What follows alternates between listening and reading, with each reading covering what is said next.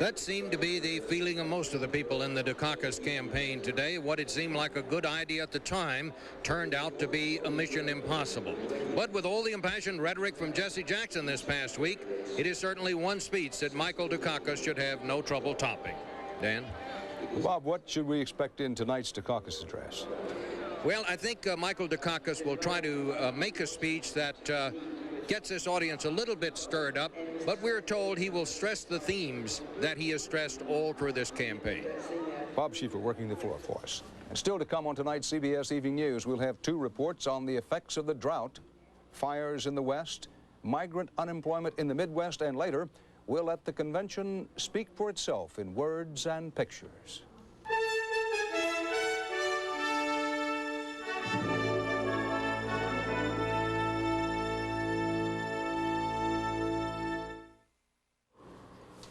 In the tender, dry West today, range and forest fires roam from Alaska to California and Colorado.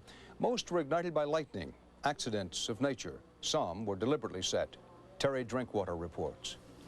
In Wyoming's Grand Tetons, an out-of-control 17,000-acre blaze has burned to within 2.5 miles of Yellowstone National Park.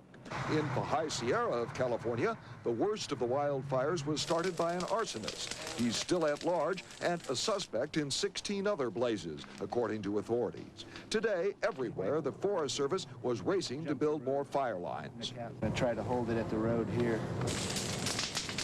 Trees dry from the drought and today's heat seem to explode. All ranchers like Tom Swartz could do was watch.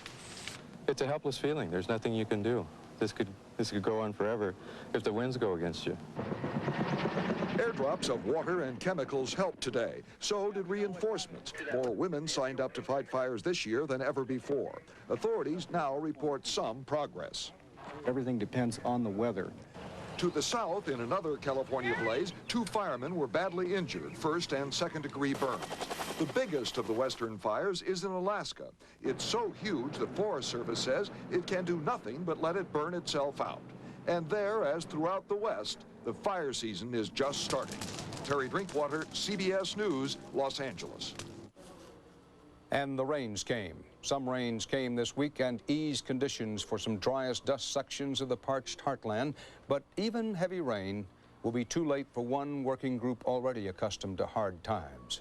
James Hattori has been with them.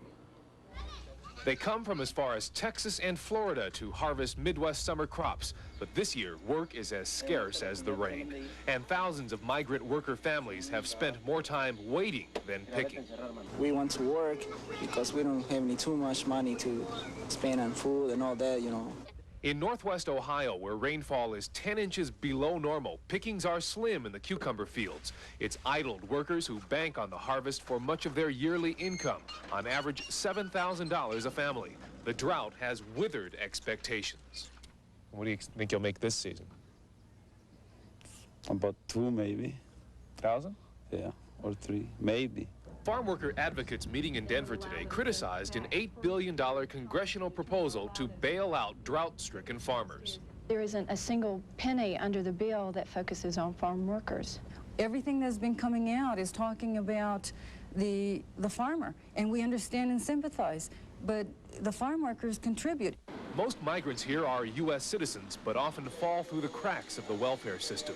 The burden has shifted to private groups. This food bank is helping 200 migrant families a week, 4 times the average. What are you going to do? You can't have the people go hungry. A couple of inches of rain in recent days is brightening the outlook here a little, but the migrants will be lucky to break even on expenses this year. Somebody's going to have to help them, because you can't have that many people unemployed and no compensation in the background.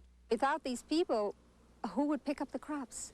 And how would we get our meals or our produce on the table? Advocates hope Congress will include migrant workers in drought relief legislation, but the best relief, workers say, would be late rains to salvage the harvest. James Hattori, CBS News, Elmore, Ohio.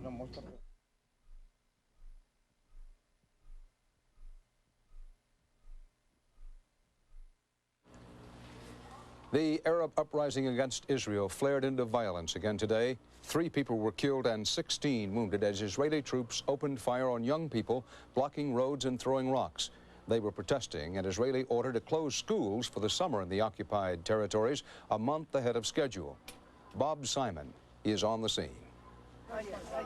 You don't hear much about it anymore, but 6 Palestinians were killed over the last 48 hours.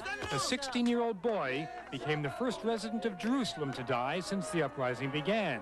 His procession filed past the ramparts of the old city, which has seen so many battles for so many centuries.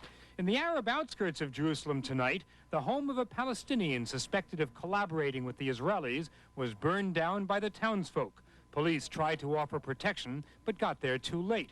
You don't hear about it anymore, but scores have been wounded this week. An Israeli border policeman was badly wounded. Scores have been tear-gassed and arrested. Some families managed to protect their sons for a while. You don't hear much about it because, by definition, it's not news anymore. News is the unusual, the unexpected, the dramatic. Bloodshed on the West Bank has become routine and commonplace. It has become part of the landscape. There's more and more rubble in that landscape as the Israelis continue to demolish houses, 4 in one village yesterday. It's supposed to be a deterrent, this form of collective punishment, but every broken home, every new pile of stones provides more ammunition, more fuel for the uprising. It has become a way of life. There was a certain laziness about the firing in Nablus today, but firing it was. 2 were killed. Brutality sometimes seems to have become a habit. Some have been toughened by it, some not quite tough enough. Everyone seems to be going through their paces. Same scenes, same story. Fewer spectators, more casualties, and the bells keep tolling. Bob Simon, CBS News, Nablus. Vietnam says it wants to resolve the remaining questions about Americans missing in action. The State Department announced today that United States and Vietnamese officials will meet next week in Hanoi to discuss some 70 MIA cases, including some Americans who U.S. officials believe may have been captured by the Vietnamese. Also today, Vietnam said it plans to pull all of its troops out of Cambodia by early 1990, even if no solid political solution is reached. Bolivian police today arrested a wealthy rancher who U.S. officials say was the godfather of the cocaine trade in Bolivia.